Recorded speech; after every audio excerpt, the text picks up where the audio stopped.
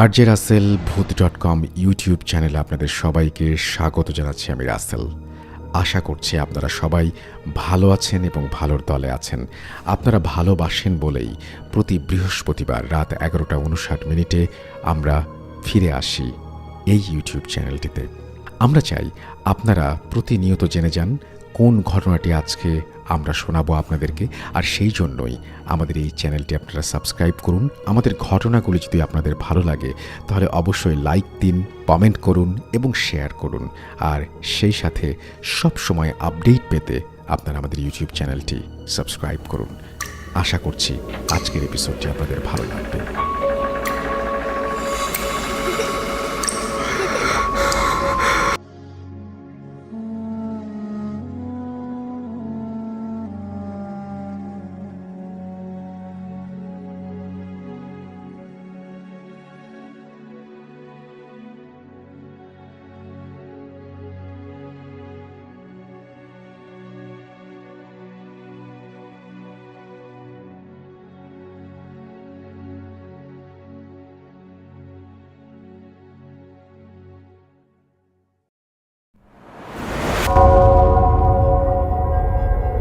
Spirit, be here with me.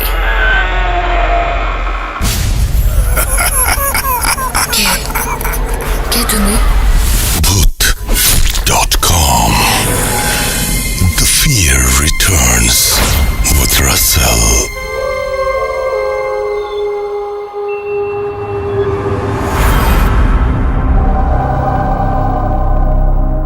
যেভাবে লেখা আছে আমি সেভাবেই পড়ছি। প্রিয় রাসেল ভাই, প্রথমে আমার সালাম নেবেন। আশা করি আপনি ভালো আছেন। ভূত এফএম আমার একটি প্রিয় অনুষ্ঠান। আমি 2014 সাল থেকে এই অনুষ্ঠানটি নিয়মিত শুনে আসছি। শুক্রবার এলেই ভূত এফএম শুনব বলে অধীর আগ্রহে দিন পার করি এবং রাত্রে কানে হেডফোন লাগিয়ে রাখি। যাই হোক, অনেক দিন থেকেই একটি সত্য কাহিনী লিখব করে আর লেখা হয়নি। শত ব্যস্ততার মাঝে আজ লিখতে বসলাম। স্টুডিওতে আসা আমার পক্ষে সম্ভব নয় বিধায় ঘটনাটি পড়ে শোনাবেন। আমি ঘটনাটি আমার বাবার কাছ থেকে প্রায়ই শুনতাম। যাই হোক, যেভাবে ঘটনাটি শুনেছি সেভাবেই বলছি।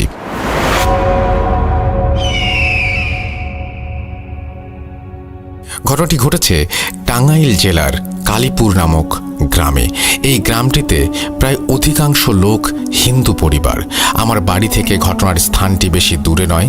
আমাদের বাড়ির সামনে দক্ষিণ দিকে একটি ছোট বিল। বিলের ওপারে দালাল বাড়ি। দালাল বাড়ি নামে ওই জায়গাটি সবাই চেনে। বাড়িটির নাম দালাল বাড়ি হলো কেন সেটি আমার অজানা। বাড়িটি এখনো পরিত্যক্ত অবস্থায় আছে। ঘটনাটি ঘটে আজ থেকে 35 থেকে 40 বছর আগে। 1947 সাল দেশভাগ হবার পর দালাল বাড়ির হিন্দু বসতিরা বাড়িটি তাদের এক আত্মীয়ের কাছে দায়িত্ব দিয়ে তারা ভারতে চলে যায়। ফলে বিশাল বাড়িটি জনশূন্য হয়ে যায়। বাড়িটির পূর্ব দিকে বিশাল বাঁধানো পুকুর, দক্ষিণ দিকে গাইজা বাড়ির খাল, পশ্চিম দিকে জঙ্গল এবং উত্তর দিকে ছোট বিল। এই বাড়ির এক পাশে নতুন বাড়ি করেন আজর আলী।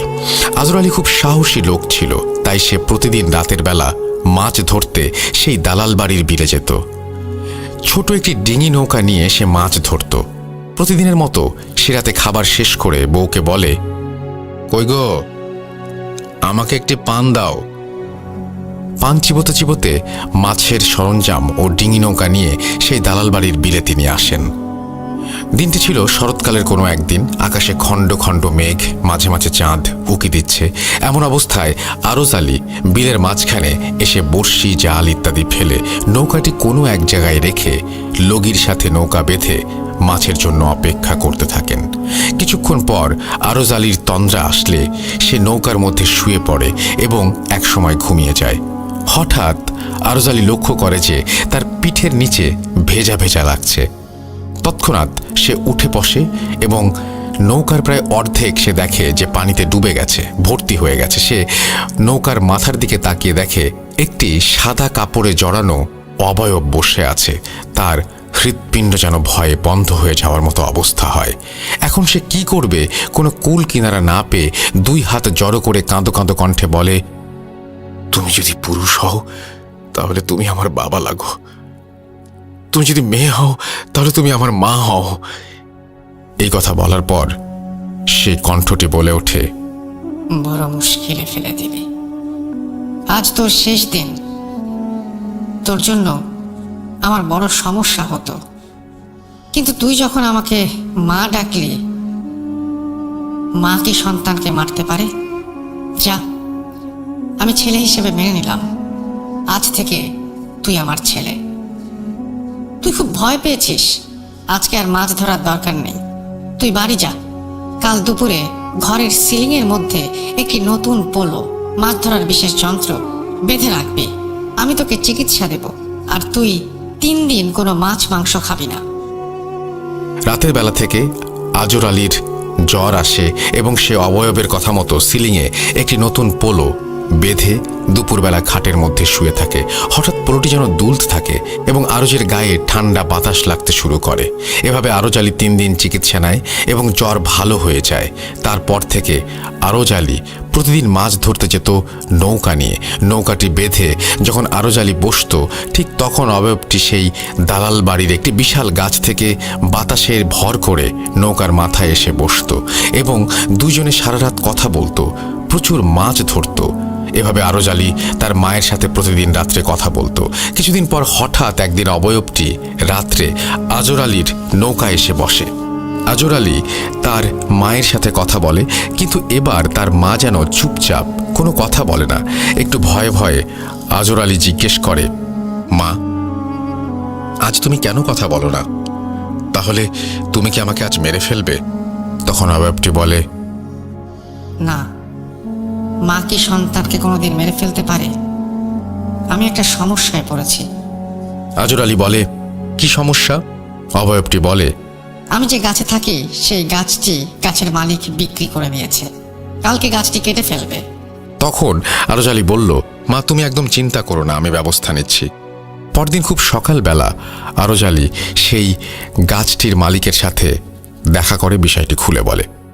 মালিক বলে, গাছের টাকা ফিরিয়ে দেওয়া তার পক্ষে সম্ভব নয়, কারণ টাকাটি তার খুব দরকার।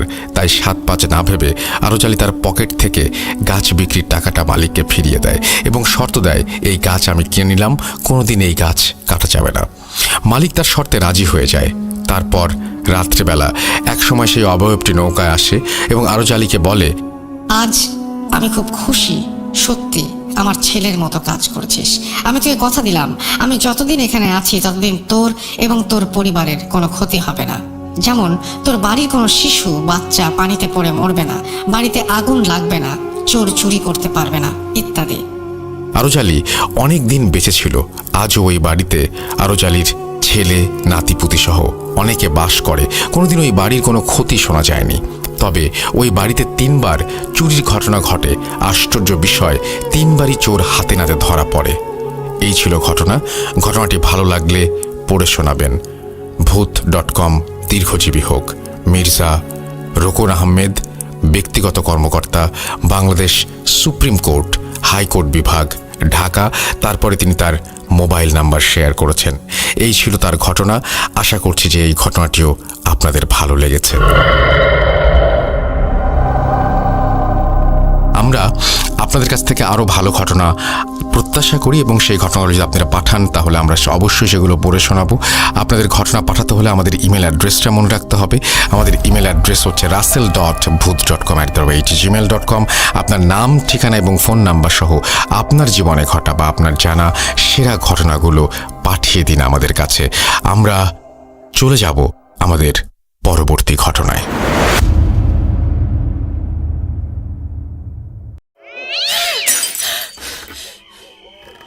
আজ আবার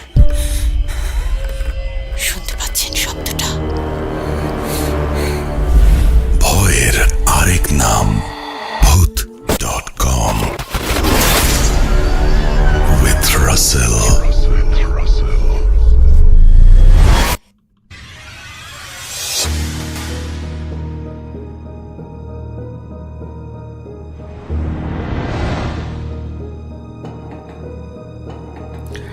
ইয়েস, কোনো সন্দেহ নেই যে ভয়ের আরেক নাম ভূত.com। এবং আপনারা যে আমাদের সঙ্গে আছেন সেজন্য আমরা অনেক বেশি অভিভূত, আনন্দিত। আমরা চলে যাব আমাদের পরবর্তী ঘটনায়। এই ঘটনাটি কিন্তু একটু বড়। সো আমরা আশা করছি যে এই ঘটনাটি আপনাদের ভালো লাগবে। যদি ভালো লাগে অবশ্যই আমাদের জানাবেন, যদি ভালো না লাগে সেটাও আমাদেরকে জানাবেন। আমরা চলে যাচ্ছি আমাদের ঘটনায়। আমাদেরকে ইমেইল করুন। আমাদের ইমেল অ্যাড্রেস হচ্ছে russell.bhoot.com@gmail.com। আপনার নাম, ঠিকানা এবং ফোন নাম্বার সহ আপনার জীবনে ঘটে যাওয়া বা আপনার জানা সেরা ঘটনা লিখে পাঠিয়ে দিন আমাদের কাছে। ঘটনা শুরুতে অবশ্যই উল্লেখ করুন যে ঘটনাটি আপনি স্টুডিওতে এসে শেয়ার করতে চান, নাকি আপনি চান আপনার ঘটনা আমরা পড়ে শোনাই। যারা দেশের বাইরে রয়েছেন তারা সরাসরি অডিও ক্লিপ পাঠান বা লিখে পাঠান আমাদেরকে ঘটনা, এটা আপনাদের ব্যাপার। এবং আমরা প্রচুর পরিমাণের ঘটনা চাই। যদি এই ঘটনাগুলো আপনাদের ভালো লাগে তাহলে বুঝতে পারবেন যে আমরা যথেষ্ট পরিমাণ ঘটনা আপনাদের কাছে পাচ্ছি না। যদি ভালো লাগে তাহলে বুঝতে পারবেন এরকম ঘটনা আমাদের আরও বেশি প্রয়োজন। সুতরাং পুরো ব্যাপারটাই আপনাদের ওপরে। আমার এই ক্ষমতা নেই যে আপনাদেরকে ঘটনা তৈরি করে দেব, এবং সেটা উচিত না। সো আপনাদের ঘটনার অপেক্ষায় আমরা চলে যাচ্ছি আমাদের পরবর্তী ঘটনায়। আজ আবার শুনতে পাচ্ছেন শব্দটা? ভয়ের আরেক নাম Bhoot.com with Russell. যেভাবে লেখা আছে আমি সেভাবেই পড়ছি। আসসালামু আলাইকুম রাসেল ভাই, আশা করি ভালো আছেন। আমার নাম আসিফ, সিরাজগঞ্জ, রায়গঞ্জ থেকে। এর আগে কোনোদিন এরকম ঘটনা শুনিনি। 94তম এপিসোডে আমার জীবনের একটি আশ্চর্যজনক সাইকেল রিলেটেড ঘটে যাওয়া ঘটনা আপনি সবার সাথে শেয়ার করেন, তার জন্য অনেক অনেক ধন্যবাদ। আসলে আমার বন্ধু মেহেদি আমার ঘটনাটি শেয়ার করে। আমার ঘটনাটি আমার বন্ধু মেহেদি Bhoot.com-এর এখানে শেয়ার করবে বলে আমাকে জানায়, এবং আমি তাকে শেয়ার করার জন্য অনুমতি দেই, যার জন্য আপনাদের সাথে এই ঘটনাটি শেয়ার করা হয়েছিল। আমার সাথে ঘটে যাওয়া কিছু গোপন কথা রেখে দেই আমার বন্ধুর কাছে, কারণ এগুলো বললে হয়তো সমস্যা হতে পারে, এই কথা ভেবেই সেই গোপন রাখা। একদিন মেহেদি আমাকে বলে, বন্ধু, তোর ঘটনা Bhoot.com-এ শেয়ার করেছে, তুই ডাউনলোড করে শোন, ভালো লাগবে তোর।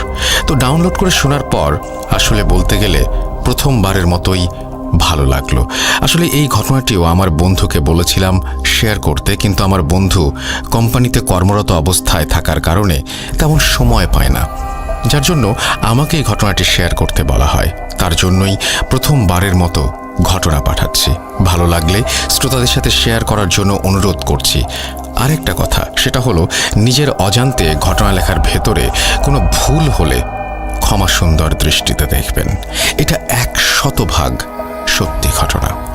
ও আরেকটা কথা, 94তম এপিসোডে আপনি বলেছিলেন আমার বন্ধু মেহেদি আমার সাথে ঘটে যাওয়া ঘটনা জানতে পেরে সাইকেলটি উধাও হয়েছে, নাকি গ্রামের সব মানুষ জানার জন্য এটা হয়েছে, এবং আমার কোনো ক্ষতি হয়েছে কিনা। আসলে আমার বন্ধু ঘটনাটি জানার জন্য সাইকেলটি উধাও হয়নি, কারণ সেই জিনটা আমাকে শেষবারের মতো ওয়ার্নিং দেয়, এবং জিন বলে, তোমার খুব কাছের মানুষ দেখে এবারের মতো ক্ষমা করে দিলাম, কিন্তু তোমার একটা জিনিস আমি নিয়ে যাব। এই কথাটিও আমার বন্ধুকে বলি, কিন্তু আমার বন্ধু মনে না থাকার কারণে হয়তো এই কথাটি তার ভুল হয়ে যায়। তবে আমার বন্ধুর থেকে আরেকটা কথা গোপন করি, সেটা হলো সাইকেলটি উধাও হওয়ার পর আমার একটা চোখ নষ্ট হয়ে যায়। আমি এইখানে একটা কথা বলতে চাই, ঘটনা বলতে বলতে আমি আবার থেমে গেলাম। আপনারা নিশ্চয়ই সাইকেল রিলেটেড এই ঘটনাটি শুনেছেন, এবং এইখানে একটা অদ্ভুত সাইকেলের কথা বলা হয়, যে সাইকেলটিতে চড়ে তারা খুব মুহূর্তের মধ্যেই এক জায়গা থেকে আরেক জায়গায় পৌঁছে যেত, এবং সেই সাইকেলটি একদিন সে যখন পড়ছিল তখন তার জানালার কাছে একজন মানুষকে সে দেখতে পায়, এবং সেই মানুষটি তার এই সাইকেলটির ব্যবস্থা করে দেয়। যারা এই ঘটনাটি শুনেননি তাদেরকে রিকোয়েস্ট করব ঘটনাটি শুনে ফেলার জন্য, তাহলে হয়তো এই ঘটনাটি বুঝতে আপনার জন্য অনেক সহজ হবে। যাই হোক, আমি আবারও পড়ছি, যেভাবে লেখা আছে সেভাবেই।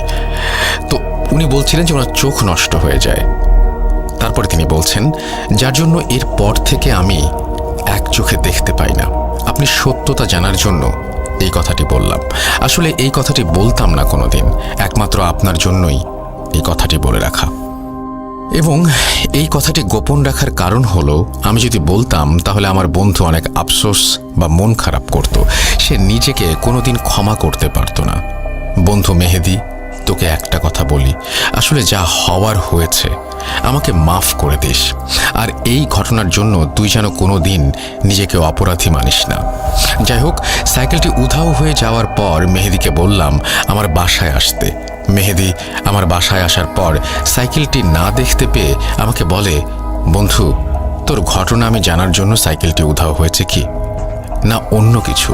তখন মেহেদিকে বললাম, আরে না, তোর জন্য না, আসলে আমার মনে হয় গ্রামের সকল মানুষ জানার জন্য এমন হয়েছে, অথবা আমার ওপরে যে কালো জাদু করেছিল তার জন্য হয়েছে।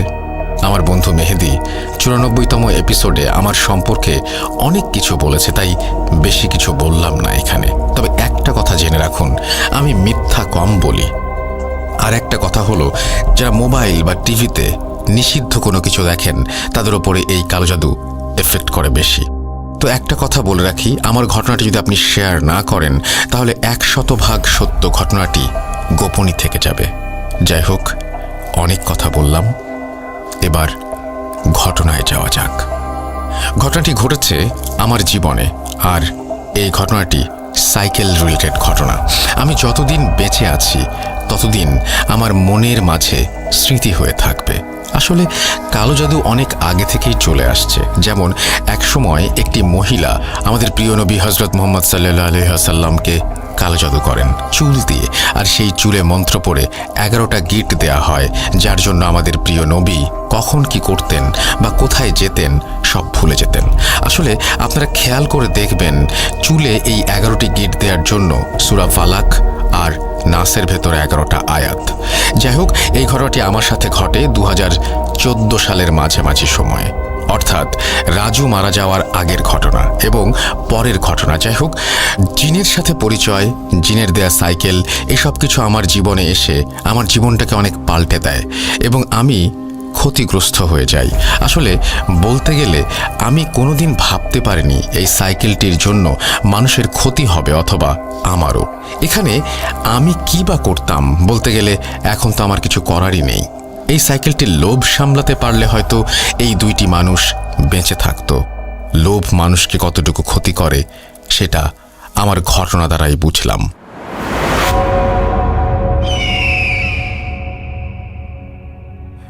জিনের থেকে পাওয়া সেই সাইকেলটি পাওয়ার পর বেশ ভালোভাবেই দিন কেটে যাচ্ছিল। বলতে গেলে তখন থেকে আমাদের সংসারে অনেক উন্নতি হতে থাকে। সাইকেলটি পাওয়ার বছর কয়েক পর, অর্থাৎ 2014 সাল থেকে 2017 সালের মাঝামাঝি সময়ের দিকে আমাকে কালো জাদু করা হয়। যাই হোক, হঠাৎ কয়েক বছরের মধ্যে এরকম উন্নতি দেখে অথবা অন্য যে কোনো একটা কারণে আমাদের প্রতিবেশী জিহাদ কি যেন মনে করে আমাদের বাসায় এসে আমাদের ঘর পরিদর্শন করে যায়। বাসায় আমি না থাকাকালীন সময়ে সে আসে এবং জিহাদ আমার বাসায় আসার পর আমার মা আমাকে বলে, জিহাদ আমাদের বাসায় এসে তোমার ঘরে সরাসরি চলে যায় এবং একটা হাদিসের বই নিয়ে যায়। আমি তখন আমার মাকে বললাম, তুমি কেন অন্য মানুষকে আমার ঘরে আসতে দিলে? আমার মা জবাবে বলে, আমি তো তাকে মানা করেছি, কিন্তু জিহাদ বলে একটা হাদিসের বই নিতে এসেছে।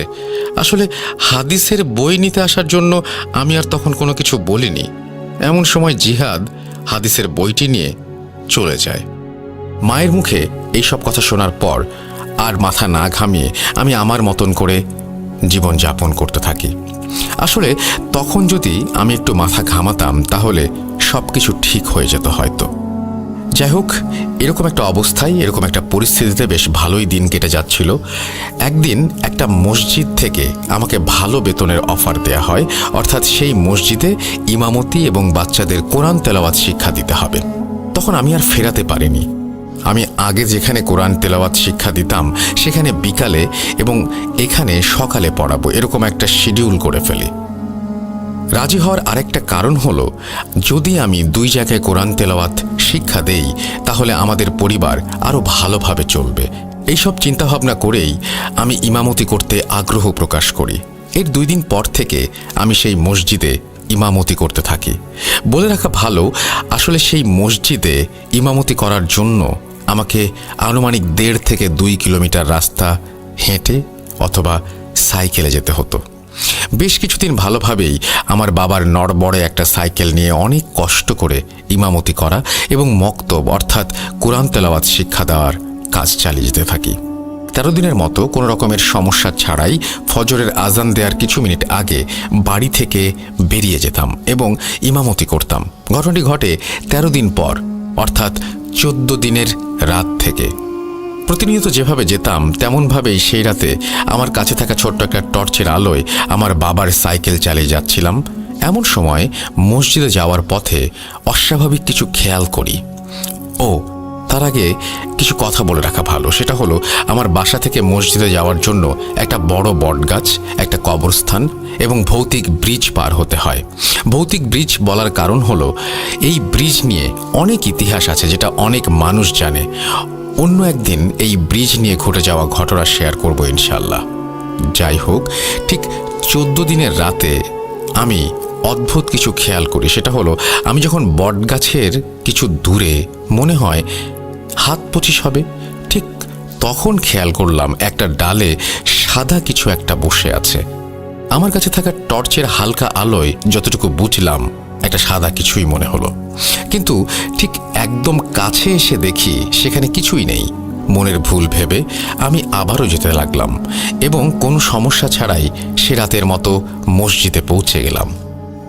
এর পরের রাতে ঠিক এমনভাবে দূর থেকে খেয়াল করলাম কবরস্থানের কাছে, অর্থাৎ কবরস্থানের বাইরে সাদা কাপড় পরা মানুষের মতো কিছু একটা দেখা যাচ্ছে, কিন্তু ঠিক আগের মতো করেই কাছে এসে দেখি কিছুই নেই সেখানে। আমি আবারও ভেবে নেই আমার মনের ভুল। আমি সে রাতের মতো আবারও কোনো সমস্যা ছাড়াই মসজিদে পৌঁছে গেলাম। এর পরের রাত থেকে আমি আর কিছু দেখি না, তবে প্রতিনিয়ত আমি যখন ভৌতিক ব্রিজটি ক্রস করতাম ঠিক তখন থেকেই আমার সাইকেলটি অনেক ভারী অনুভব হতো। অর্থাৎ তুলনামূলকভাবে সাইকেলটি চালাতে বেশি শক্তি খরচ করতে হতো। আমি আরও কিছু খেয়াল করি, সেটা হলো আমি যখন প্রতিনিয়ত বটগাছ পার হই তখন কুকুরের ডাক, শেয়ালের ডাক শুনতে পাই। তাছাড়াও আমি যখন সাইকেল চালিয়ে বটগাছটি ক্রস করতাম ঠিক তখন থেকে আমার সাইকেলের পাশ কাটিয়ে কুকুর, বিড়াল দৌড়ে যেত। মসজিদের সামনে আসা পর্যন্ত এমন হতো। এভাবে বেশ অনেক দিন কেটে যায়, অর্থাৎ 2015 সালের শেষের দিকে এসে প্রায় 20 থেকে 25 দিন আর আমার সাথে কোনো সমস্যা হয় না, কোনো কিছুই ঘটে না। এই 20-25 দিন আমার সাথে কিছু না ঘটার জন্য সব কিছু মনের ভুল ভেবে উড়িয়ে দেই। তার কারণ যাই হোক না কেন, আমার তো কোনো ক্ষতি হয়নি বা অস্বাভাবিক কিছু চোখেও পড়েনি। এসব কিছু স্বাভাবিকভাবে নেই এবং এর মাঝে আমার মাথায় পড়া টুপিটাও হারিয়ে ফেলি। আমি জানিও না টুপিটা কোথায় হারিয়ে ফেলি। নতুন টুপি মাথায় দিয়ে 26তম রাতে আমি আবারও মসজিদের উদ্দেশ্যে রওনা হলাম, কিন্তু এবার আমার সাথে অদ্ভুত একটা ঘটনা ঘটে সেই ভৌতিক ব্রিজের ওপরে, যেটা আজও পর্যন্ত আমি ভুলতে পারি না। যাই হোক, ব্রিজের ওপরে দেখতে পাই সাদা রঙের কাপড় পরা মানুষের মতো কিছু একটা বসে আছে, কিন্তু আমি মুখটা কোনোভাবেই দেখতে পাইনি। আসলে বলতে গেলে ভয়ে সেটার মুখের দিকে তাকানোর সাহস হয়নি আমার। সেই সাদা রঙের কাপড় পরা মানুষের মতো তাকে পাশ কাটিয়ে আসতেই একটা শব্দ শুনতে পাই, সেটা হলো, তুই আর বেশি দিন বাঁচতে পারবি না। এই কথা শুনে মনে হচ্ছে আমি আর আমার মধ্যে নেই। এই কথা শোনার পর পেছনে যে তাকাবো তার আর সাহস করিনি, কারণ মুরব্বীদের কাছ থেকে শোনা, মুরব্বীরা বলতেন যে ব্যক্তি অদ্ভুত কিছু দেখবে অথবা অদ্ভুত কিছু অবলোকন করবে তার দিকে তাকানো বা তার দিকে এগিয়ে গেলে অনেক বড় সমস্যার সম্মুখীন হতে পারে, যার জন্য আর সাহস হয়নি আমার। যাই হোক, এই কথা শুনে তো রীতিমতো ভয় পেয়ে গেলাম আমি সেদিন। সেই অদ্ভুত কিছু দেখার পর এবং তাকে পাশ কাটিয়ে আসার পর আমার কেমন যেন মনে হচ্ছে সাইকেল আর চলছে না। তো সাইকেলটি চালাতে এতটাই ভারী অনুভব করছিলাম, মনে হচ্ছে অনেক ভারী একটা কিছু টেনে নিয়ে যাচ্ছি। আসলে সাইকেলটি যেভাবে যাওয়ার কথা সেভাবে আর যাচ্ছে না। অবাক করা ব্যাপার হলো আমি কিন্তু ঠিক মতোই চালাচ্ছিলাম, কিন্তু আসলে ভয়ে আমার শরীর চলছে না নাকি সাইকেলটি ভারী হয়ে গেছে সেটা তখন বুঝতে পারিনি। এরপর অনেক কষ্ট করে মসজিদে আসলাম। এই ঘটনাটির জন্য আমি টানা 2 দিন জ্বরে আক্রান্ত ছিলাম। সুস্থ হবার পর আমি আর আমার বাবার সাইকেলটি নিয়ে মসজিদে যাওয়ার সাহস পাইনি। দিন বিশেক হবে হয়তো। এই 20 দিন আমি জিনের দেয়া সাইকেলটি নিয়ে যেতে থাকলাম। জিনের দেয়া সাইকেলটি নিয়ে যাওয়ার কারণ হলো, প্রতিনিয়ত যেমন আগের মতো জিন আমার কোরআন তেলাওয়াত শুনতে আসে, ঠিক আমি অসুস্থ হওয়ার সময়টাও জিন আমার কোরআন তেলাওয়াত শুনতে আসে। কিন্তু আমি তখন জিনকে বলি, আমি আজকে কোরআন তেলাওয়াত করতে পারবো না, তুমি আজকের মতো চলে যাও। তখন জিনটি চলে যাওয়ার আগে একটা কথা আমাকে বলে যায়। কথাটি হলো, তোমার সামনে অনেক বিপদ, সাবধানে থেকো। যাই হোক, 20 দিন রাতে দেখা যেত আমি আধা মিনিট বা 1 মিনিটের মধ্যে মসজিদে পৌঁছে যেতাম। এই 20 দিন রাতে আমার সাথে আর তেমন কিছু ঘটেনি। এই 20 দিন আমি ভালোভাবেই বাজারে যাওয়া, চুল কাটা সহ যাবতীয় কার্যক্রম চালিয়ে যেতে থাকি। কিন্তু এই 20 দিন রাত হওয়ার আগেই বাসায় ফিরে আসতাম। 20 দিন পর জিনের দেয়া সাইকেলটি নিয়ে আমার আর যাওয়া হয়নি। আর সেই রাত থেকেই শুরু হয় আমার সাথে ঘটে যাওয়া কিছু ভয়ঙ্কর ঘটনা। 20 দিন পর সাইকেলটি না নেওয়ার কারণটা হলো, এই 20টা দিন রাতে ফজরের নামাজ আদায় করতে আসা বিভিন্ন মানুষ বিভিন্ন ধরনের প্রশ্ন করে আমাকে। প্রশ্নগুলো ছিল এমন, কি ব্যাপার হুজুর, আপনি এরকম অদ্ভুত সাইকেল কোথায় পেলেন, কবে কিনলেন, কোথায় কিনলেন, আরও অনেক কিছু। এরকম কথাগুলো আমি কোনো রকমে এড়িয়ে আসতে থাকি। এই 20 দিনে আমাকে প্রতিনিয়ত অনেক প্রশ্নের সম্মুখীন হতে হয়। এ সকল প্রশ্নের মুখোমুখি না হওয়ার জন্য 20 দিন পর আমি সাইকেলটি নিয়ে যাইনি। আসলে সেটাই ছিল আমার সবথেকে বড় ভুল। 21তম রাতে আমি আবারও আমার বাবার নড়বড়ে সাইকেলটি নিয়ে ফজরের আজান দেওয়ার আগে মসজিদের উদ্দেশ্যে রওনা হলাম। কিন্তু এইবার এই ঘটনাটির সম্মুখীন হওয়ার জন্য আমি একেবারেই প্রস্তুত ছিলাম না। আসলে এমন ভয়ানক দৃশ্য আমার মনে হয় কেউ দেখতে চাইবে না। যাই হোক, আমি রাস্তা দিয়ে প্রতিনিয়ত যেভাবে যেতাম তেমনভাবে যাচ্ছিলাম। পথিমধ্যে সেই ভয়ানক ব্রিজের ওপরে আসতে আমি দেখতে পেলাম ঠিক ব্রিজের মাঝখানে একটা খাটিয়া রাখা। এটা দেখার পর আমার সারা শরীর কেঁপে উঠেছে, এমন কাঁপুনি উঠল, আসলে বলতে গেলে তখন আমার শরীরের শক্তি একেবারে আমি হারিয়ে ফেলেছিলাম। ভয়ে ভয়ে খাটিয়াটির কাছে আসতেই দেখতে পাই খাটিয়ায় আমার লাশ। আশা করি এই দৃশ্যটা কোনো মানুষ দেখতে চাইবে না। তো খাটিয়ায় নিজের লাশ দেখতে পেয়ে এসব কিছু সহ্য করতে না পেরে মনে হয় আমি সেখানেই জ্ঞান হারিয়ে ফেলি। এরপর আমার জ্ঞান ফিরে আসে সকাল 8টার দিকে। জ্ঞান ফিরতে দেখি আমার চারপাশে মানুষ। আমি তখন বলতে লাগলাম, আমি এখানে কেমন করে আসলাম? জবাবে একটা মানুষ বলেন, আমি আর আরিফ যখন ফজরের নামাজ আদায় করে এই পথে আসছিলাম তখন আমরা দেখতে পাই তুমি ব্রিজের ওপরে অজ্ঞান অবস্থায় পড়ে আছো। তখন এটা দেখার পর আমি আর আরিফ মিলে তোমাকে এখানে নিয়ে আসি। তোমার কি হয়েছিল? তুমি ব্রিজের ওপরে অজ্ঞান অবস্থায় পড়েছিলে কেন? এই কথা শোনার পর তাদের কিছু না বলে সেই ব্যক্তিটিকে বললাম, চাচা, আমাকে একটু বাসায় পৌঁছে দেন। এই কথাটি বলার কারণ হলো, আমার জ্ঞান ফিরে আসার পর আমার শরীরে চলার মতো শক্তি একেবারেই ছিল না। তো এরপর আমি আমার বাসায় ফিরে আসি। বাসায় ফিরে আসার পর থেকেই আমার শরীরে প্রচণ্ড রকমের জ্বর। দীর্ঘ 8 দিন থেকে 10 দিন পর্যন্ত এই জ্বর আমার শরীরে থাকে। এই 8 থেকে 10 দিন আমি অনেক রকমের ওষুধ খেতে থাকি, কিন্তু কিছুতেই জ্বর না কমাতে স্থানীয় এক হুজুরের কাছ থেকে পানি পড়া এবং ঝাড়ফুঁক নিয়ে ধীরে ধীরে সুস্থ হতে থাকি। এই কয়দিন আমি আর কোরআন তেলাওয়াত করতে পারিনি।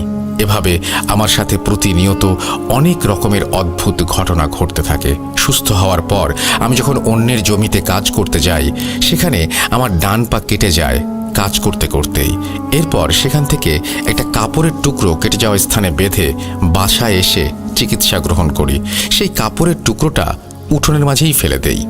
এভাবে বেশ কিছুদিন যাওয়ার পর, অর্থাৎ 2016 সালের সেপ্টেম্বরের শেষের দিকে আমি আবারও বড় ধরনের একটা ধাক্কা খাই। সেটা হলো, আমি প্রতি রাতে যেমন কোরআন তেলাওয়াত করি, ঠিক সেই রাতেও জিন তেলাওয়াত শুনে আবার চলে যায় এবং বলে যায়, সামনে অনেক বিপদ, তুমি একটা ভালো হুজুরের কাছে যাও। তো এরপর তেলাওয়াত শেষে আমি ঘুমিয়ে পড়ি। আমার ঘুমের মাঝেই আমার ঘুমটা ভেঙে যায় এবং আমি তখন কয়টা বাজে বলতে পারবো না। আমার ঘুম ভেঙে যাওয়ার পর আমি রুমে স্পষ্ট দেখতে পাই ধন্যার সাথে আমার ঝুলন্ত লাশ। ধন্যা বলতে টিনের বাসায় ওপরে বাঁশ বা লম্বা কাঠ দিয়ে রাখা হয়। আপনারা হয়তো অনেকে এটাকে চেনেন, এটার নামও জানেন। আসলে আমাদের গ্রামের ভাষা, তাই এটাই ব্যবহার করলাম। যাই হোক, এরপর এই দৃশ্য দেখতে পেয়ে আমি এতটাই ভয় পেয়েছিলাম কি বলবো। এই দৃশ্যটা দেখার পর থেকে আমি চিৎকার করে বলে উঠি, মা, আমাকে বাঁচাও, আমাকে মেরে ফেলবে। এই কথা বলার পর আমি সেন্স হারিয়ে ফেলি। সেন্স ফিরে আসার পর আমি দেখতে পাই আমার রুমে আমার মা বাবা বসে আছে। আমার মা বাবাকে বলি, তোমরা আমার রুমে আসলে কেমন করে? আমার রুমের দরজা তো ভেতর থেকে লাগানো ছিল। জবাবে আমার বাবা বলে, তোমার চিৎকার শুনে তোমার রুমের কাছে এসে অনেক ডাকাডাকি করার পর কোনো সারা শব্দ না পেয়ে দরজা ভেঙে ভিতরে এসে দেখি তুমি মেঝেতে অজ্ঞান হয়ে পড়ে আছো। কি হয়েছে? তুমি রাতে অমন করে চিৎকার করছিলে কেন? আমি বাবাকে বলি, একটা বাজে স্বপ্ন দেখে ভয়ে চিৎকার করছিলাম বাবা। এই কথাটা বলি কারণ আমি ভেবেছিলাম আমি আসলেই বাজে কোনো স্বপ্ন দেখেছি। যাই হোক, বিভিন্ন কাজের পর দিন গড়িয়ে রাত আসে। আমি ঠিক আগের মতো করেই এবারও কোরআন তেলাওয়াত করতে থাকি এবং তখন জিনটি কোরআন তেলাওয়াত শেষে বলে যায়, তোমার সামনে খুব বিপদ, তোমার উপরে কালো জাদু করেছে, তুমি একটা ভালো কোনো হুজুরের কাছে যাও। এই কথা বলে জিন চলে যায়। এই কথা জিনের থেকে শোনার পর ভাবতে থাকি, আসলে কে আমাকে কালো জাদু করেছে, কেন করেছে, কিসের জন্য করেছে, কি ক্ষতি করেছি তার? এইসব কথা ভাবতে ভাবতে আমি ঘুমিয়ে পড়ি।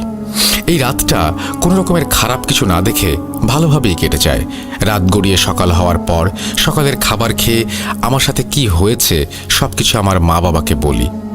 এই কথা মা বাবা শোনার পর আগের সেই হুজুরের শরণাপন্ন হলাম। তো হুজুরের সাথে দেখা করে সবকিছু বলার পর হুজুর বলে, আসলে এই ব্যাপারে আমি তোমাকে কোনোভাবে সাহায্য করতে পারবো না, তুমি অন্য হুজুরের কাছ থেকে সাহায্য নাও। এর 2-1 দিন পর সিরাজগঞ্জের মাসুমপুরে এক হুজুরের কথা জানতে পেরে তার সাথে দেখা করতে চাই। হুজুরের সাথে দেখা করার পর হুজুর আমাকে বলেন, আমাকে 5টা মিনিট সময় দিন, আমি দেখছি কি হয়েছে আপনার। তারপর 5 মিনিট চলে যায়। হুজুর আসে এবং বলে, আপনাকে জঘন্যভাবে কালো জাদু করা হয়েছে। তখন হুজুরকে বললাম, এর থেকে পরিত্রাণ পাওয়া যাবে সেই উপায়টা একটু বলে দিন না। হুজুর জবাবে বলেন, দেখুন, আপনাকে সুস্থ করার মতো কোনো সামর্থ্য আমার নেই। আপনারা অন্য কোনো বড় হুজুরের কাছে যে যত দ্রুত সম্ভব সাহায্য নিন। আশাহত হয়ে সেখান থেকে আমরা বাসায় চলে আসি এবং নানা ধরনের হুজুরের শরণাপন্ন হয়েও সবাই একই কথা বলে ফিরিয়ে দেয়।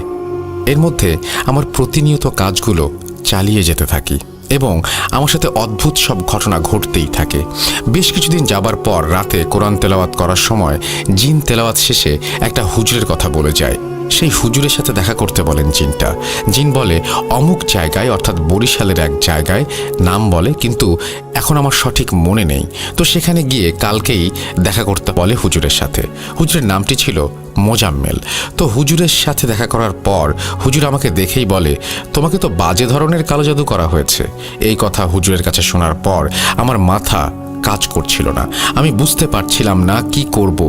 এরকম জঘন্য কাজ কে করলো? যাই হোক, এরপর হুজুরকে বললাম, যেমন করেই হোক আমাকে ভালো করুন। হুজুর বললেন, আমাকে 7টা দিন সময় দাও, আমি 7 দিন পর তোমাদের বাসায় যাব। এরপর হুজুরকে আমার বাসার ঠিকানা এবং মোবাইল নাম্বার দিয়ে সেখান থেকে বাসায় ফিরে আসি। এই 7 দিন আমি আরও অনেক ভয়ের মুখোমুখি হয়েছি। যেমন আমি একদিন দুপুরে নামাজ আদায় করে মসজিদ থেকে বাসায় ফিরছিলাম। বাসায় ফেরার পথে পেছন থেকে কে যেন আমাকে সজোরে ধাক্কা দেয়। ধাক্কায় আমি রাস্তার মাঝে পড়ে যাই এবং পড়ে যাবার পর আমি খেয়াল করি সেখানে কেউ নেই। আশ্চর্য বিষয় হলো, চতুর্পাশে এমন ফাঁকা এবং রাস্তাটাও ছিল একদম ফাঁকা। আর এই ফাঁকা রাস্তায় আমার চোখে ফাঁকি দেওয়া অসম্ভব। আসলে একটা মানুষ যদি আমাকে ঠাট্টা করে ফেলে দেয় তাহলে আমি তাকে অবশ্যই সেখান দিয়ে যেতে দেখতে পেতাম। আমি তখন ভাবতে থাকি, ধরলাম একটা মানুষই আমার সাথে এমন করেছে, সেই মানুষটি তো 3-4 সেকেন্ডের মধ্যে উধাও হয়ে যেতে পারবে না। প্রতিনিয়ত আমার সাথে অনেক কিছুই ঘটছে। এরই একটা অংশ ভেবে আমি খুব দ্রুত সেখান থেকে বাসায় চলে আসি। ঠিক এর পরের দিন রাতে আমার যখন ওয়াশরুমে যাওয়ার প্রয়োজন হয় তখন আমার সাথে আরেকটা ভয়ানক ঘটনা ঘটে। সেটা হলো আনুমানিক মাঝরাত বা তার আগে অথবা তার একটু পরেও হতে পারে, আসলে সঠিক জানি না। ওহ, বলে রাখা ভালো, ওয়াশরুমটা ছিল আমার বাসার একটু উত্তর দিকে, অর্থাৎ ঘর থেকে 20-25 পা হবে এরকম দূরত্বে। তো তখন আমি বাসার উঠোনের মাঝখান দিয়ে দেখতে পাই একটা লাশ, এবং সেই লাশের মাথা দেহ থেকে আলাদা করা, এবং দেহ থেকে প্রচুর পরিমাণে রক্ত পড়ছে এবং জায়গাটা ভিজে আছে। আমি খুব ভয় পাই। আসলে এই দৃশ্যটা দেখার জন্য আমি একেবারেই প্রস্তুত ছিলাম না। খুব ভয়ের কারণ হলো লাশটা আর কারো নয়, সেই লাশটি ছিল আমার নিজের লাশ। এভাবে দেখার পর আমি সহ্য করতে না পেরে উচ্চ স্বরে এক চিৎকার দিয়ে সেখানেই জ্ঞান হারিয়ে ফেলি। জ্ঞান ফিরে আসার পর আমার বাবা মাকে সব খুলে বলি। এভাবে খুব ভয়ানক ঘটনা ঘটতেই থাকে আমার সাথে। 7 দিন কাটানোর পর হুজুর আমার বাসায় ঠিক মাগরিবের আজানের সময় এসে উপস্থিত হন। হুজুর বাসায় ফিরে আমাদের সবাইকে একটা রুমে নিয়ে যান এবং হুজুর বলেন কে এই কাজটি করেছে এবং কেন করেছে সেটা মাগরিবের নামাজ আদায় করে তিনি বলবেন। নামাজ আদায় করার পর হুজুর সবাইকে এক রুমে নিয়ে বলতে থাকেন। হুজুর তখন একটা ছেলের নাম বলে। আমি তখনও বিশ্বাস করতে পারিনি এবং আজ পর্যন্ত বিশ্বাস করতে পারি না এই ছেলে এই কাজ করেছে। তো এরপর হুজুর আমাদের বলেন এই কাজটি জিহাদ নামের একটি ছেলে করেছে। আসলে তোমার ওপরে অনেক রাগ এবং একটা লোভের বশবর্তী হয়েই এমন কাজ করেছে।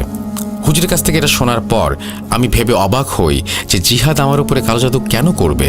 আমি তো তার কোনো ক্ষতি করিনি বা তার পরিবারেরও কোনো ক্ষতি করিনি। আমি খুব ভেঙে পড়ি। আপনারা ভাবছেন ঘটনাটি এখানেই শেষ, কিন্তু এখনও অনেক রহস্যময়তা লুকিয়ে আছে এই ঘটনায়। সুতরাং প্রিয় লিসনার্স, দয়া করে আরেকটু অপেক্ষা করুন এবং শুনতে থাকুন। আর এই সকল ভয়ানক ঘটনা ঘটে আসিফ মারা যাওয়ার পর থেকেই। আসিফ মারা যাওয়ার 30 থেকে 35 দিন আমার সাথে খুব ভয়ানক ঘটনা ঘটে যায়। এরপর হুজুরের কাছে আমি জানতে চাই কেন আমার সাথে জিহাদ এরকম করেছে। হুজুর বলছেন 2014 সালে জিহাদ গ্রামের একটা মেয়েকে পছন্দ করত এবং ভালোবাসত। একদিন যখন ঈশার নামাজ পড়ে মসজিদ থেকে বাসায় ফিরছিল, তখন তুমি ফেরার পথে রাতের বেলায় তাদের একসাথে দেখতে পাও। এরপর তুমি জিহাদের পরিবার ও মেয়ের পরিবার অর্থাৎ মনিকার পরিবারকে জানাও। তাদের পরিবারকে জানানোর পর থেকে তোমার ওপরে ক্ষিপ্ত হয়ে তোমার ওপর কালো জাদু করেছে। তখন আমি হুজুরকে বললাম, হুজুর, আমি তো সঠিক কাজটাই করেছি, কারণ এদের কেউ দেখলে এদের পরিবারের মান সম্মান সব যেত।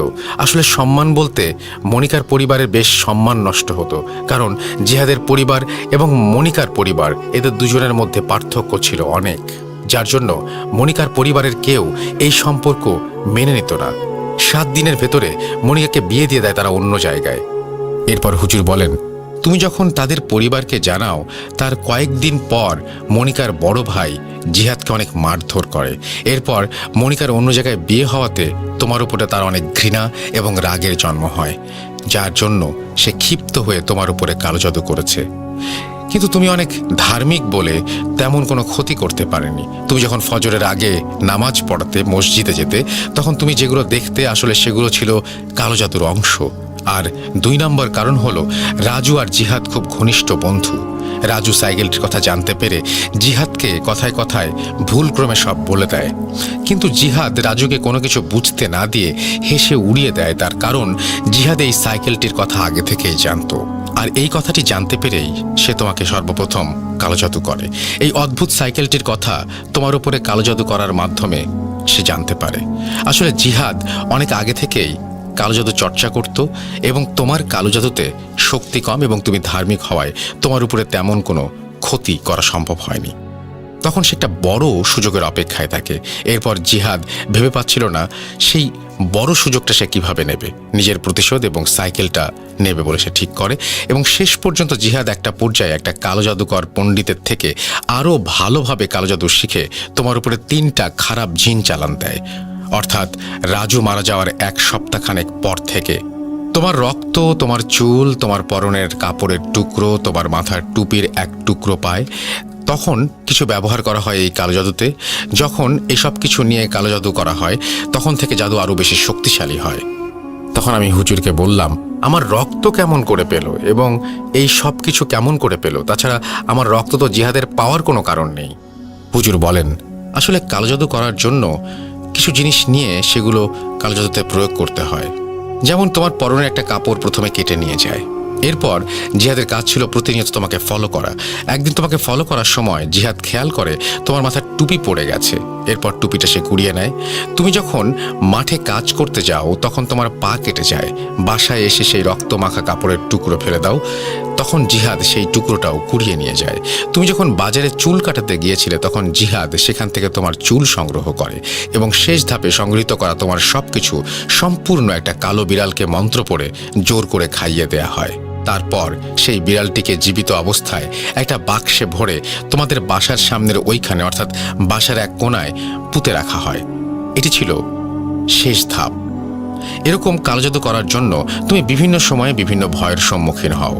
তোমার শরীর এত শুকিয়ে গেছে তার কারণ বিড়ালটি কিছু না খেতে পেরে শুকিয়ে যাচ্ছে, সাথে সাথে তোমার শরীরের অবস্থারও অবনতি হচ্ছে। আর কিছুদিন পর হয়তো বিড়ালটি মারা যেত এবং বিড়ালটি মারা যাওয়ার সাথে সাথে তুমিও মারা যেতে।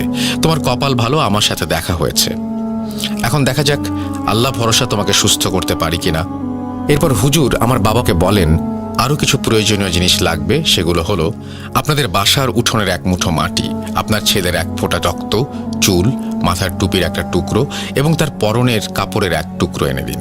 এরপর হুজুর তার কাজের প্রক্রিয়া অনুযায়ী সেই বাক্সটি উদ্ধার করে এবং হুজুরের চাওয়া জিনিসগুলো একটি গ্লাসের পানিতে মিশ্রিত করে খাইয়ে দেওয়া হয় সাথে সাথে। এবং এরপরই বিড়ালটি গড়গড় করে বমি করে এবং ভেতর থেকে সব কিছু বের করে দেয়। হুজুর ওই সব নষ্ট করে ফেলে। এরপর হুজুর বলেন আলহামদুলিল্লাহ, আশা করি আর কোনো সমস্যা হবে না। এরপর হুজুর চলে যাওয়ার আগে আমাদের বাসার চারপাশে তাবিজ পুঁতে দিয়ে যান এবং আমার হাতে একটা তাবিজ বেঁধে দেন। হুজুর বলেন এরপর থেকে আর কোনো সমস্যা হবে না। এটা আমার জীবনের সবচেয়ে স্মরণীয় এবং দুঃখজনক ঘটনা। যাই হোক, আমি সম্পূর্ণ সুস্থ হবার পর জিনটি আমার স্বপ্নে এসে বলে আমার দেয়া সাইকেলটি এবং তার সাথে তোমার একটি অঙ্গ নিয়ে আমি চলে গেলাম। এই বাজে স্বপ্ন দেখে আমার ঘুম ভেঙে যায় এবং আমি কোনো কিছু না ভেবেই আবার ঘুমিয়ে পড়ি। কিন্তু বিষয়টা হলো তার পরের দিন সকালে ঘুম থেকে উঠে দেখি সাইকেলটির সাথে সাথে আমার একটা চোখের জ্যোতিও আমি হারিয়ে ফেলেছি। তো সেই দিন সকালে এমন ঘটনা হওয়ার কারণে মেহেদিকে আমার বাসায় আসতে বলি। মেহেদিকে বলি সাইকেল উধাও হয়েছে এবং চোখে যে আলো হারিয়ে ফেলি এই কথাটি তখন থেকে আমার বন্ধুদের কাছে গোপন রাখি। যাই হোক, আমি সম্পূর্ণ সুস্থ হওয়ার কিছুদিন পর আমি শুনতে পাই জিহাদকে খুঁজে পাওয়া যাচ্ছে না। বেশ কিছুদিন পরে জিহাদকে খুঁজে পাওয়া যায় এবং খুঁজে পাওয়ার পর থেকেই রাজু যেমন পাগলামি করত জিহাদও করত। পাগলামি করার ঠিক 5 থেকে 6 দিন পর রাজুর মতো জিহাদের লাশ একই রকমভাবে পাওয়া যায়। কেউ বলতে পারে না জিহাদের কেন হয়েছে এই মৃত্যু, এমনকি জিহাদের পরিবারেরও কেউ সেটা বলতে পারেনি। আমাদের গ্রামবাসীরা এখনো উদ্ঘাটন করতে পারেনি। আমাদের গ্রামের সবাই এই ঘটনার প্রমাণ। যাই হোক, এখন আপনাদের মনে প্রশ্ন থাকতে পারে জিনটি আমাকে সাহায্য করলেই করতে পারত, বা জিন কেন আমাকে সাহায্য করেনি। আসলে লিসেনার, আমি নিজেও জানি না জিনটা আমাকে কেন কালোজাদুর হাত থেকে রক্ষা করলো না। এই কথা আমার কাছেও অজানাই রয়ে গেল।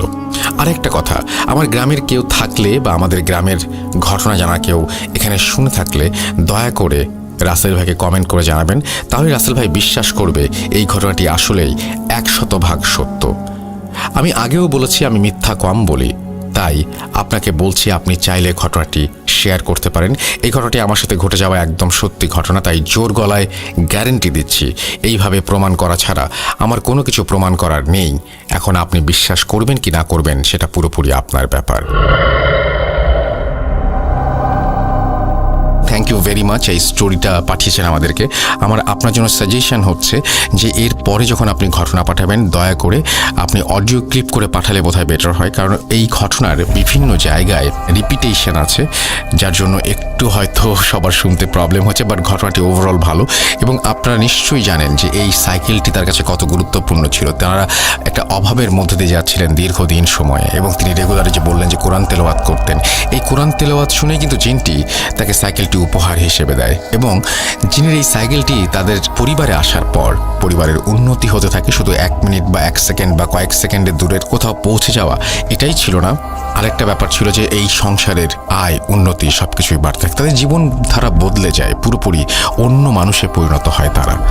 সেটাও হয়তো কালোজাদু করার একটা কারণ হতে পারে। আর যে জিনিসটা তিনি বলেছেন সেই কারণ হতেও পারে, সেই কারণ নাও হতে পারে। এটা হুজুর আপনাকে বলেছেন এবং আপনি যে কাজটা করেছেন তার কারণে এরকম কিছু হবে কিনা এটা সবচাইতে বেশি আপনিই বলতে পারবেন ভালো। যাই হোক, এরকম ঘটনা আপনাদের কাছেও আছে এবং আপনারাও আমাদেরকে পাঠান। কোনো একদিন হয়তো স্পেশাল এপিসোডে স্থান পাবে আপনার ঘটনাটি। আমি চলে যাব আমাদের পরবর্তী ঘটনায়। ঘটনাটি কেমন লাগলো সেটা অবশ্যই আমাকে জানাবেন, জানিয়ে কমেন্ট করবেন, অবশ্যই লিখবেন, কমেন্ট করবেন। ঘটনাটি লেখা যেমনই হোক না কেন, পুরো ঘটনাটা যদি আপনি চিন্তা করেন তাহলে এটি আসলে ভয়ের ঘটনা। একটা মানুষ প্রতিনিয়ত লাশ দেখছে এবং নিজের লাশ যদি হয় এবং সেই লাশটি বিভিন্ন সময় বিভিন্ন ভঙ্গিতে, কোনো সময় তার সে লাশটি ক্ষতবিক্ষত, কোনো সময় সেই লাশটি ঠিকঠাক। তো এরকম কোনো দৃশ্য নিশ্চয়ই আমরা দেখতে চাই না। তবে যদি এরকম কোনো দৃশ্যের সন্ধান আমরা পেয়ে থাকি আমাদের পরিবার পরিজনের কাছ থেকে বা নিজের জীবনেও যদি ঘটে থাকে এরকম ঘটনা, শেয়ার করুন আমাদের সাথে। আমাদের ইমেল অ্যাড্রেস হচ্ছে bhoot.com@gmail.com। আপনার ঘটনার অপেক্ষায় থাকলাম। আমরা চলে যাব আমাদের পরবর্তী ঘটনায়।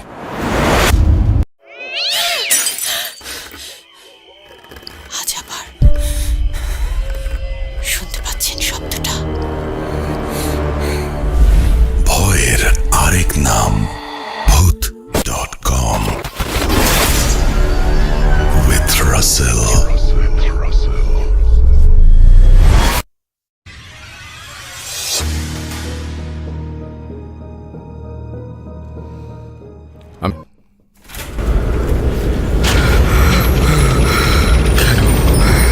কেন তুমি আসো? আমি শুধু তোমার সাথেই থাকতে চাই। তুমি চলে যাও, চলে যাও, প্লিজ চলে যাও। Bhoot.com with Russell. যেভাবে লেখা আছে আমি সেভাবেই পড়ছি। আসসালামু আলাইকুম রাসেল ভাই, আশা করি ভালো আছেন। আমি আগেও দুটো ঘটনা শেয়ার করেছিলাম, সেগুলো সিলেক্ট হয়নি। আশা করি এবারের ঘটনাটি সিলেক্ট করবেন। ঘটনাটি আমার নানার সাথে ঘটেছিল 1997-98 সালের দিকে ময়মনসিংহের সদর থানার কোনো একটা গ্রামে। আমার নানা ছিলেন একজন শিক্ষক, তবুও শিক্ষকতার পাশাপাশি কৃষিকাজ, গরু পালন, মাঝে মাঝে শখের বশে মাছ ধরা এসবও করতেন। তিনি আরেকটা কাজও করতে পারতেন, সেটা হলো গ্রামে কোনো গাছে মৌচাক অর্থাৎ মৌমাছির বাসা বাঁধলে সেখান থেকে মধু আহরণ করতেন। আজকের ঘটনাটি মধু আহরণ সংক্রান্ত।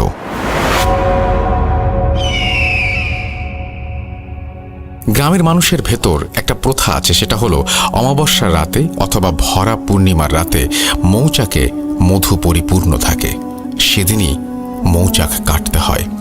সেদিন এক সন্ধ্যায় নানার এক বন্ধু আসে মৌচাকের খবর নিয়ে এবং বলে আজ রাতেই সেটা ভাঙতে হবে, না হলে হয়তো অন্য কেউ ভেঙে ফেলবে।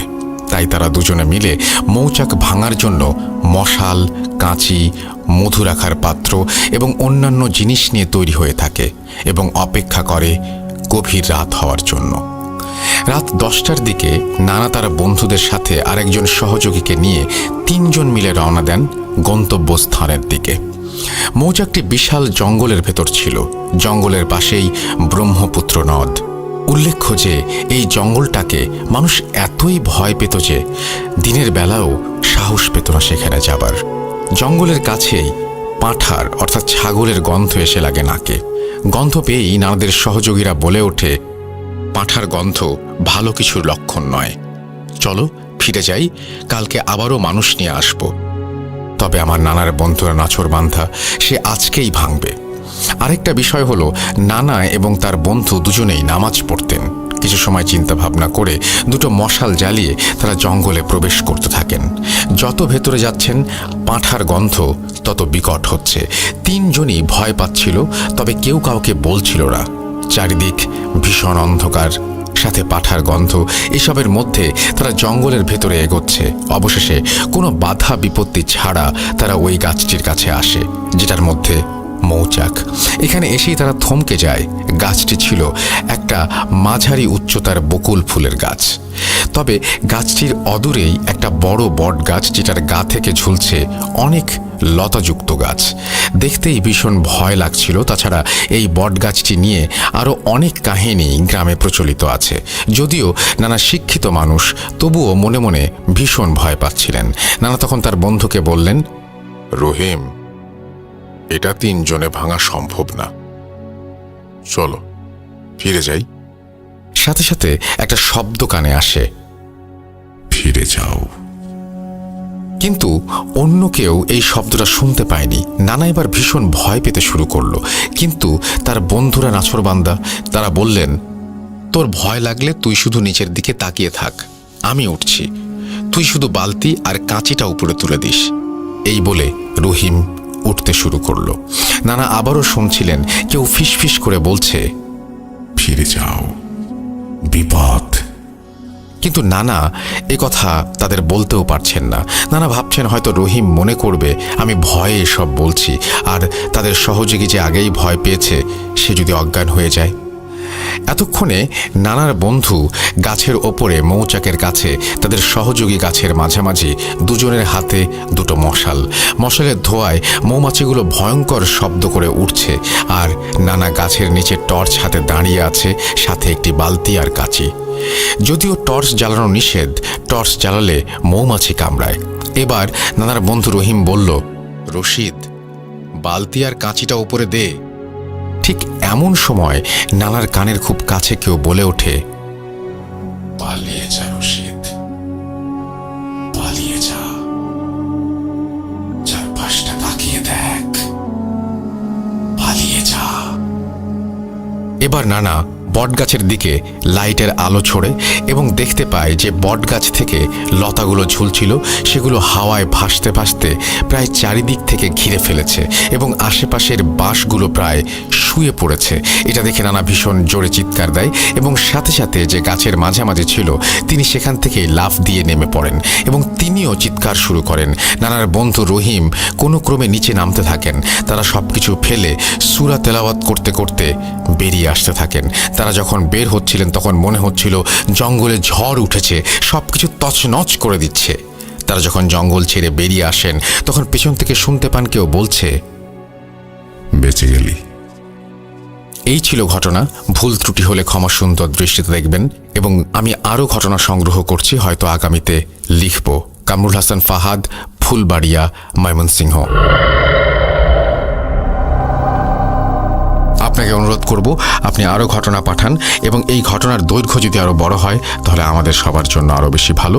আমরা চলে যাব আমাদের পরবর্তী ঘটনায়, তবে তার আগে আমাদের ইমেল অ্যাড্রেসটা মনে করিয়ে দিই। russell.bhuth.com@gmail.com আমাদের ইমেল অ্যাড্রেস। এই অ্যাড্রেসে আপনি আপনার নাম, ঠিকানা এবং ফোন নাম্বার সহ আপনার জীবনে ঘটে যাওয়া বা আপনার জানা সেরা ঘটনা লিখে পাঠিয়ে দিন। ঘটনার শুরুতে অবশ্যই উল্লেখ করুন ঘটনাটি আপনি স্টুডিওতে এসে শেয়ার করতে চান, নাকি আপনি চান আপনার ঘটনা আমরা পড়ে শোনাই। যারা দেশের বাইরে রয়েছেন তারা সরাসরি অডিও ক্লিপ পাঠাতে পারেন বা লিখেও পাঠাতে পারেন। আমরা চলে যাব আমাদের পরবর্তী ঘটনায়।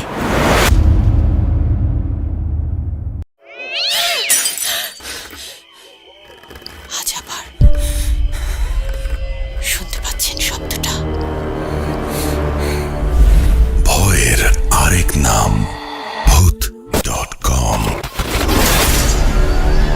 with Russell.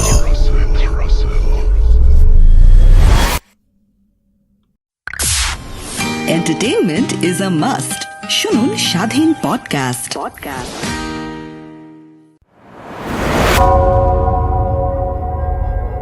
Spirit, be here with me.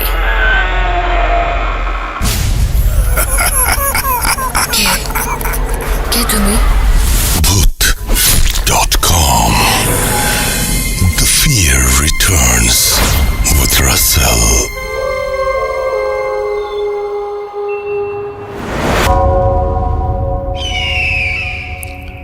যেভাবে লেখা আছে আমি সেভাবেই পড়ছি। আসসালামু আলাইকুম রাসেল ভাই, জানি আপনি সবসময় ভালোর দলে আছেন এবং থাকবেন, এই প্রত্যাশা সবসময়। আমি মুস্তাফিজুর, ছদ্মনাম, বাসা রংপুর বিভাগের গাইবান্ধা জেলার কোনো এক গ্রামে। গত 31তম এপিসোডে আমার বাবাকে হারানোর এক মর্মান্তিক ব্ল্যাক ম্যাজিকের ঘটনা শেয়ার করা হয়। bhuth.com-এ আমার প্রথম ঘটনাটা শেয়ার করার জন্য অসংখ্য ধন্যবাদ। আমি বর্তমানে দেশের বাইরে থাকায় স্টুডিওতে আসা সম্ভব না, তাই ঘটনাটা পড়ে শোনানোর অনুরোধ রইল। বেশি কথা না বলে এবার ঘটনায় যাওয়া যাক। আজ যে ঘটনাটা শেয়ার করব সেটা মাছ ধরা নিয়ে একটি শরীর হিম করা ঘটনা। প্রথমেই কিছু না বললেই নয়, যে বিলটিকে কেন্দ্র করে আজকের এই ঘটনা, সেই বিলটি আমাদের গ্রাম থেকে খুব বেশি দূরে হলে 2 কিলোমিটারের পথ। এই বিলটিকে নিয়ে অসংখ্য ঘটনা আমার জানা আছে, সময় পেলে লিখে পাঠাবো। এখন যে ঘটনাটা বলবো সেটা আমার সঙ্গে ঘটে যাওয়া আজ থেকে 4-5 বছর আগের ঘটনা। তখন আমি ক্লাস 10-এ পড়ি। সময়টি ছিল বর্ষাকাল। বর্ষাকালে গ্রামের খাল বিল সব পানিতে ভরপুর হয়ে যায়। যে বিলটিকে কেন্দ্র করে আজকের এই ঘটনা, সেই বিলটির নাম চান্দামারির বিল। বর্ষাকালে আমাদের গ্রামে মাছ ধরার অনেক ধুম পড়ে যায়। ছোট থেকে বড় সাইজের যে কোনো ধরনের মাছ ধরতে কেউ দিনে বা কেউ রাতে সেখানে যায়। আমরা 4 জন ফ্রেন্ড ছিলাম। আমরা রাতে মাছ ধরতে অনেক বেশি পছন্দ করতাম এবং মাছও অনেক বেশি পাওয়া যেত। আমাদের গ্রামের ভাষায় যে যন্ত্রটি দিয়ে মাছ ধরতাম সেটিকে ক্যাটা বলা হয়, মানে যেটা দিয়ে মাছকে আঘাত করতাম। টর্চ লাইট আর ক্যাটা দিয়ে রাত্রিবেলা মাছ ধরার মজাটাই অন্যরকম। যাদের মাছ ধরার নেশা আছে শুধু তারাই বোঝে বিলটি ছিল অনেক বড়, প্রায় 4-5 কিলোমিটার ধরে একটা বিল। রাতের বেলা সেই বিলে অনেক লোকই যেত মাছ ধরার জন্য। যেই দিনের ঘটনা ঘটে যায় সেদিন ছিল অনেক বৃষ্টি। সেদিন সন্ধ্যা 7টার সময় বৃষ্টি একটু কম হয়।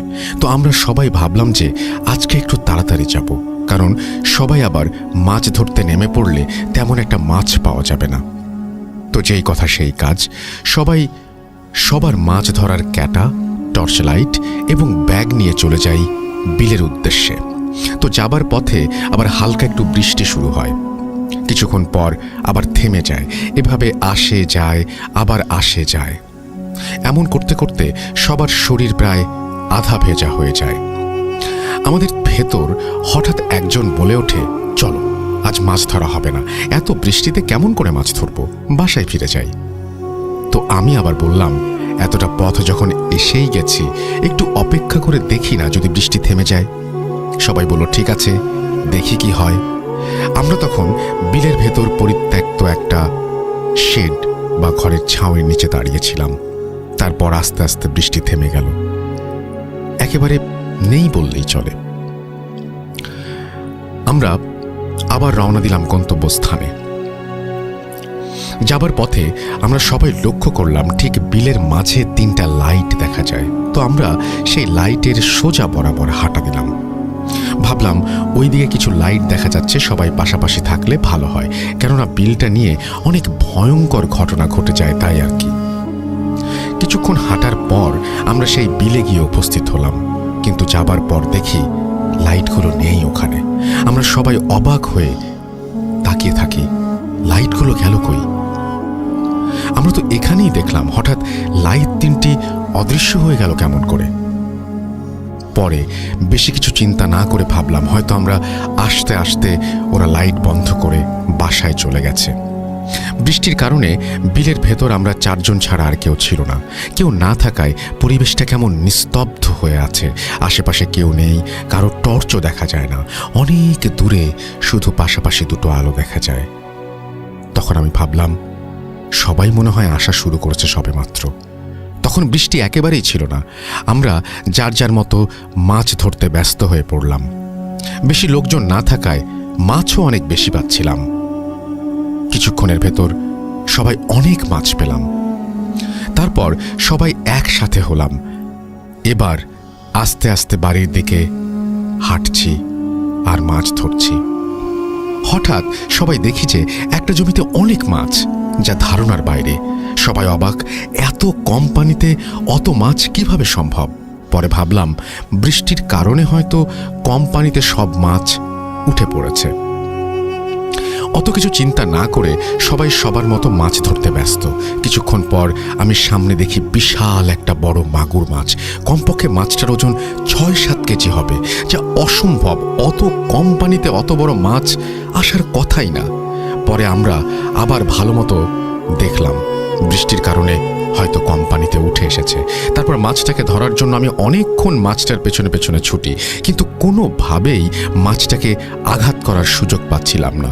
বড় মাছের লোভ সামলাতে না পেরে আমি ছোট মাছ ধরা ছেড়ে দিয়ে চুপি চুপি মাছটার পেছনে পেছনে ছুটতে থাকি, কেননা ওরা সবাই দেখে ফেললে আমার আগে ধরে নেবে।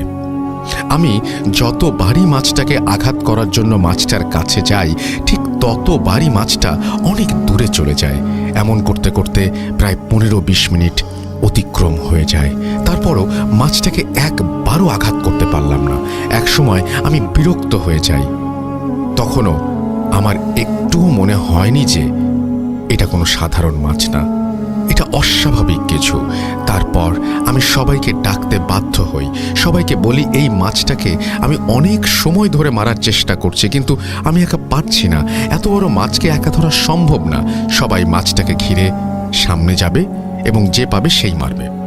সবাই একমত হয়ে মাছটার চারপাশে ঘিরে দাঁড়ায়। এমন কিছুক্ষণ সবাই চেষ্টা করার পর একজন হঠাৎ আঘাত করে বসে। আমরা সবাই দেখলাম যে মাছটার গায়ে লেগে গেছে ক্যাটাটা। ওরা সবাই বলল, জলদি আয়, এত বড় মাছ একা আটকাতে পারছি না।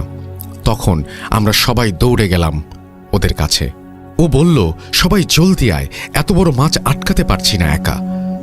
তখন আমরা সবাই দৌড়ে গেলাম ওর কাছে। তখনও ক্যাটাটা পানির নিচে মাটির সাথে শরীরের সবটুকু শক্তি দিয়ে চেপে ধরে আছে। আমরা সবাই যাবার পর দেখলাম মাছটা ক্যাটার নিচে অনেক জোরে জোরে লাফাচ্ছে বা নাড়াচাড়া করছে। এবার আমি যখন মাছটা হাত দিয়ে ধরতে গেলাম তখন দেখি মাছটা নেই। যখন আমি সবাইকে বললাম, কিরে মাছটা কই গেল, ক্যাটার নিচেই তো ছিল, সবাই অবাক হয়ে গেলাম। পরে সবাই একটা জিনিস লক্ষ্য করি, ওই জায়গাটা পুরো কাঁচা রক্ত দিয়ে লাল হয়ে গেছে, কিন্তু মাছটা গেল কোথায়? এত কম পানিতে মাছটাকে ভালোভাবে দেখা যাচ্ছিল। অত তাড়াতাড়ি মাছটা ওই জায়গা থেকে যদি এদিক যায় বা সেদিকে যায় তাহলে সবার চোখে পড়ার কথা, কেননা এত কম পানি ছিল যে মাছটার পিঠ একটু পানির ওপরে ছিল। এটা কিভাবে সম্ভব? আমরা সবাই হতভম্ব। এটা কি হলো? মাছটা গেল কোথায়? তখনও কেউ একবারের জন্য ভাবি নাই যে এটা অস্বাভাবিক কিছু। সবাই আবার মাছটাকে ওই জমিটার ভেতর তন্ন তন্ন করে খুঁজি, কিন্তু পাই না। তারপর আমরা আর একটা জিনিস লক্ষ্য করি, মাছের বাজারে গেলে যেমন কাঁচা মাছ মাছ একটা গন্ধ পাওয়া যায়, ঠিক তেমন একটা তীব্র গন্ধ, এবং সেই গন্ধে চারপাশটা ভরে গেছে। অনেকক্ষণ খোঁজার পর সবাইকে বলা শুরু করলাম, এটা কেমন ঘটনা হলো? আজকে মাছটা গেল কোথায়? আর এমন গন্ধ কিন্তু ভালো না, আমি আগেও অনেকবার শুনেছি এটা খারাপ লক্ষণ। তখন আমাদের মাঝে একজন বলে, এটা সত্যিই মাছ ছিল নাকি অন্য কিছু? আমি শুনেছি যে বড় মাছ খারাপ কিছু হতে পারে। তখন আমার মাথায় এই বিষয়টা নিয়ে ঘোরাঘুরি করতে থাকে। তারপর আমরা সবাই লক্ষ্য করি যে আমাদের ব্যাগের মাছ অনেক কম হয়ে গেছে, কিন্তু আমরা এই মাছটা ধরার আগে পর্যন্ত আমাদের ব্যাগে পর্যাপ্ত মাছ ছিল। সবাই ভেবে পাচ্ছিলাম না কি হচ্ছে আমাদের সাথে। ঘটনাটা এখানে শেষ হলে পারত, কিন্তু না, একটু পরেই শরীর হিম করা এক ঘটনা ঘটে যায়। তখন আবার অনেক জোরে বৃষ্টি শুরু হয়েছে। এখন আমরা ভাবলাম যে এবার সবার শরীর ভিজে যাবে, কেননা আশেপাশে কিছুই ছিল না যার নিচে গিয়ে দাঁড়াবো। বিলের ঠিক মাঝখানে বড় বড় কয়েকটা পুকুর ছিল। সেই পুকুরের পাড় দিয়ে অনেক পুরনো গাছ আছে। আমি ভাবলাম যাই, ওই পুকুর পাড়ের গাছগুলোর নিচে গিয়ে দাঁড়াই, শরীরটা একটু কম ভিজবে। তারপর সবাই দৌড়ে গিয়ে গাছের নিচে দাঁড়ালাম। বৃষ্টি থামার কোনো লক্ষণই নেই, পড়ছে তো পড়ছেই। অনেকক্ষণ কেটে যায়, বৃষ্টিতে আশেপাশের কিছুই দেখা যাচ্ছে না। হঠাৎ করে একটা পুকুরের ভেতর কয়েকটা বাচ্চা যদি একসাথে লাফালাফি করে গোসল করে যেমন শব্দ হয়, ঠিক তেমন শব্দ পেলাম। সবাই ভাবলাম কেউ হয়তো পানির নিচে পানিতে পড়ে আছে বা পানিতে পড়ে গেছে। সেটা ভেবে সবাই লাইট মারতে মারতে সেদিকে গিয়ে দেখি কিছুই নেই। সবাই চিন্তা করে পাচ্ছি না কি হচ্ছে আমাদের সাথে। পরে আমরা সবাই গাছের নিচে দাঁড়াই। আমরা যে গাছটির নিচে দাঁড়িয়েছিলাম সেই গাছটি কেন যেন বারবার ঝাঁকা দিচ্ছিল, আর পাতায় আটকে থাকা পানি একসাথে পড়ে আমাদের শরীর পুরো ভিজে শেষ। আর এতক্ষণ বৃষ্টির পানির নিচে দাঁড়িয়ে ঠান্ডায় সবাই কাঁপছি। এত বড় গাছ এমনভাবে বাঁকা হয়ে যাচ্ছে কেন, বা কে ঝাঁকা দিচ্ছে, এটা খুব অস্বাভাবিক লাগলো। কেননা গাছগুলো ছিল কদম গাছ আর অনেক মোটা। এদিকে বৃষ্টি আর একদিকে আজব আজব সব ঘটনা ঘটছে আমাদের সাথে। ঠান্ডা আর ভয়ে আমাদের মুখ থেকে কোনো আওয়াজ বের হচ্ছিল না। সবাই কেমন যেন থমকে গেছি। পাশের দিকে ঝোপের ভেতর থেকে মানুষ ঘুমিয়ে নাক ডাকলে যেমন আওয়াজ হয়, ঠিক তেমনি আওয়াজ পাচ্ছিলাম সবাই। এত বড় ফাঁকা বিলের ভেতর শুধু আমরা 4 জন, আর এত বৃষ্টি। তখন আমাদেরকে যে কতটা অসহায় মনে হচ্ছিল সেটা বলে বোঝানো যাবে না। এমন করতে করতে বৃষ্টি একটু কমে যায়। তখন আমি এখানে একটুও থাকা যাবে না বলে বাসায় চলে যাওয়া শুরু করি। শরীর তো ভিজেই গেছে, আর চিন্তা করে লাভ কি। তখন সবাই বাসার দিকে যাওয়া শুরু করলাম। সবার আগে আমি, আর বাকিরা আমার পেছনে পেছনে। হঠাৎ যে ফ্রেন্ডটা মাছটাকে আঘাত করেছিল সে বলে উঠল, আমার পেছনে পেছনে কে যেন হাঁটছে, এমন অনুভব করছি আমি। সবাই বললাম, তোর মনের ভুল হতে পারে, বৃষ্টির শব্দে এমনটা শুনতে পারছিস, পা চালিয়ে যা। আবার একটু থেমে যাই, আবার একটু যাবার পর আবার বলে, এবার সত্যি আমি দেখছি আমার পেছনে কালো একটা অবয়ব ছিল। আমি তাকানোর সাথে সাথে অদৃশ্য হয়ে গেল। আমরা ওর কথায় কান না দিয়ে ওকে বলি, তুই সবার সামনে সামনে চল। পরে ওকে সামনে নিয়ে সবাই দূরত্বে হাঁটা শুরু করি। সবাই সবার মতো দূরত্ব রেখে হাঁটছি। হাঁটতে হাঁটতে একসময় ও পেছনে পড়ে যায়। হঠাৎ আমি লক্ষ্য করি আমরা 3 জনই শুধু হাঁটছি, ওই ফ্রেন্ডটা সামনেও নেই পেছনেও না। সবাই অবাক হয়ে উঠি, চমকে যাই, আর সবাই ওর নাম ধরে ডাকতে থাকি। ওর কোনো সাড়া না পেয়ে আমরা দৌড়ে পেছনে চলে যাই। একটু পেছনে যাবার পর যেটা দেখি সেটা হঠাৎ দেখলে কেউ মেনে নিতে পারবে না। দেখি যে ওর ঘাড়টা মাথা থেকে পুরোটাই কাদা মাটির নিচে, পা দুটি ওপরের দিকে। ওর হাতে লাইটটা জ্বালানো ছিল, তা দেখে আমরা খুব দ্রুত খুঁজে পাই ওকে। যদি আর 10 বা 15 সেকেন্ড দেরি হতো তাহলে ওকে আর বাঁচানো সম্ভব হতো না। তাড়াতাড়ি সবাই ওকে টেনে ওপরে তুলি। ওর অবস্থা তখন খুব খারাপ, দাঁড়ানোর শক্তি নেই, শুধু কেমন যেন নিঃশ্বাস নিচ্ছে, কাদা দিয়ে সারা শরীর ভেজা। আমি ওকে বললাম, কি হয়েছে, কেমন করে তুই এত পেছনে পড়লি, আর এই অবস্থা হলো কি করে? ও বলে, আমি তোদের বলেছিলাম না কে যেন আমার পেছনে হাঁটছে, তোরা তো বিশ্বাস করলি না। হাঁটতে হাঁটতে আমি একটু পেছনে পড়ে গিয়েছিলাম, আর ঠিক তখনই পেছন থেকে কে যেন এমন জোরে একটা টান দিয়ে আমাকে কাদার মাঝে চাপ দিয়ে ধরে। আমি চিৎকার দিব, এই সময়টাও পাইনি। শুধু একটা জিনিস লক্ষ্য করছি, ওই অবয়বটার পুরো শরীর কালো লোম দিয়ে ভরা ছিল। এই কথাগুলো বলতে বলতে ও অজ্ঞান হয়ে যায়। তখন যে কতটা অসহায় আর ভয় লাগছিল সেটা বলে বোঝাতে পারবো না। ওর কথা শুনে আমাদের শরীরের শক্তি হারিয়ে যাচ্ছে। না জানি কখন আমাদের সাথেও কিছু ঘটে। সবাই আল্লাহর নাম নিয়ে হাতের ক্যাটা, টর্চ লাইট, ব্যাগ একজনের হাতে দিয়ে আমি আর আরেকজন অনেক কষ্ট করে ওকে ঘাড়ে ওঠাই। আমাদের ভয়ে আর শীতের কারণে হাতে পায়ে শক্তি পাচ্ছিলাম না, তাই ওর ওজন অনেক বেশি মনে হচ্ছিল।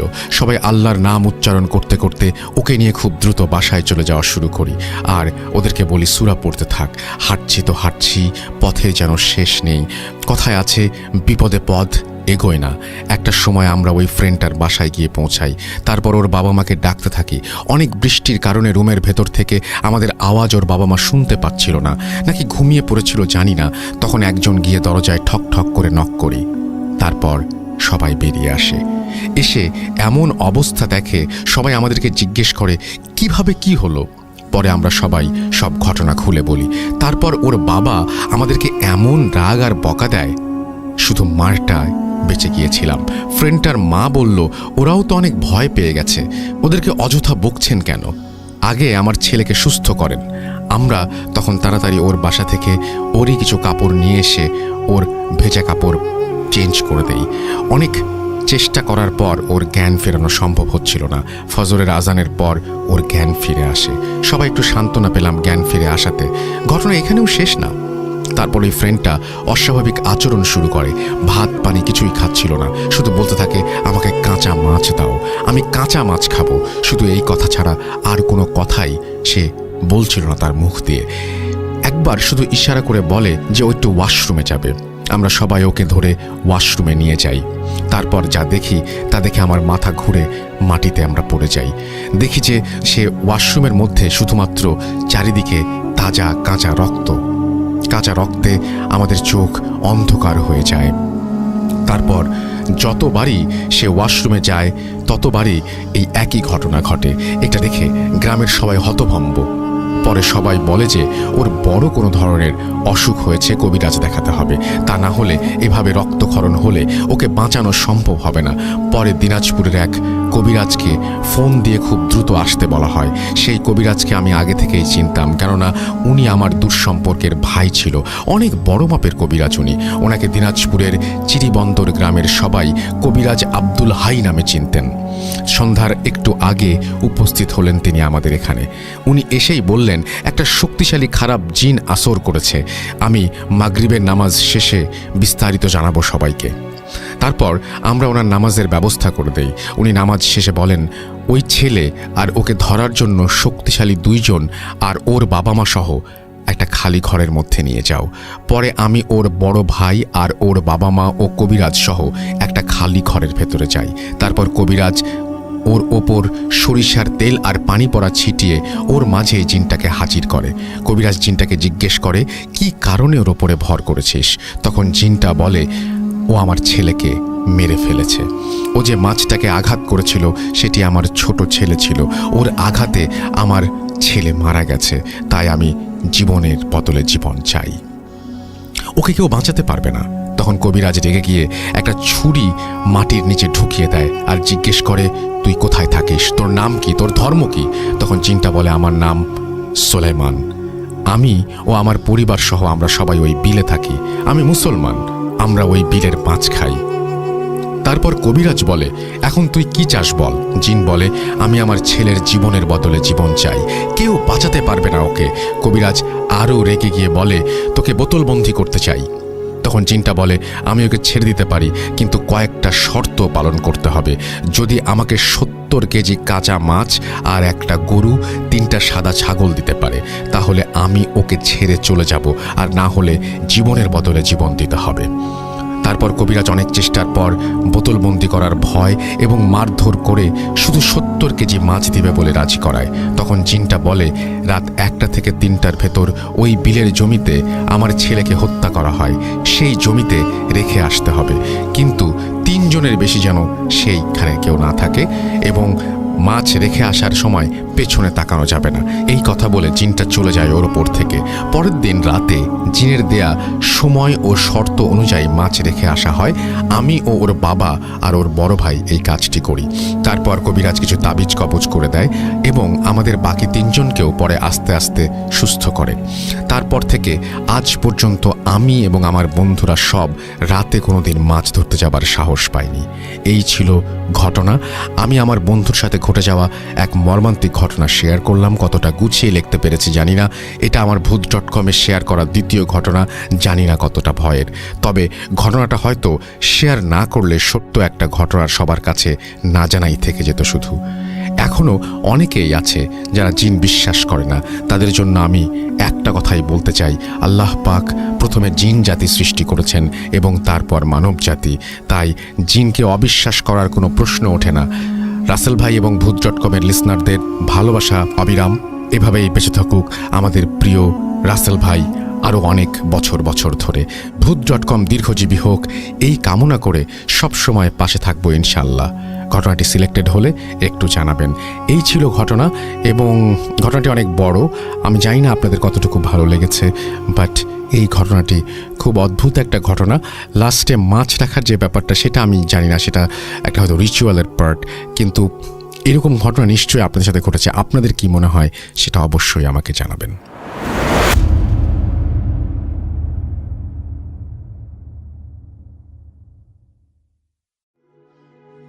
আপনাদের সবাইকে অনেক অনেক ধন্যবাদ এতক্ষণ পর্যন্ত আমাদের সাথে থাকার জন্য। অনেক অনেক শুভকামনা রইল। সব সময় এই ইউটিউব চ্যানেলটি সম্পর্কে আপডেট পেতে আমাদের ইউটিউব চ্যানেলটিকে সাবস্ক্রাইব করুন। আশা করছি আমরা একসাথে অনেকটা পথ হাঁটব। আজকের মতো এখানে বিদায় নিচ্ছি। সবাই ভালো থাকুন, সুস্থ থাকুন, মোস্ট ইম্পর্টেন্টলি ভূত.com-এর সাথে থাকুন। আল্লাহ হাফেজ।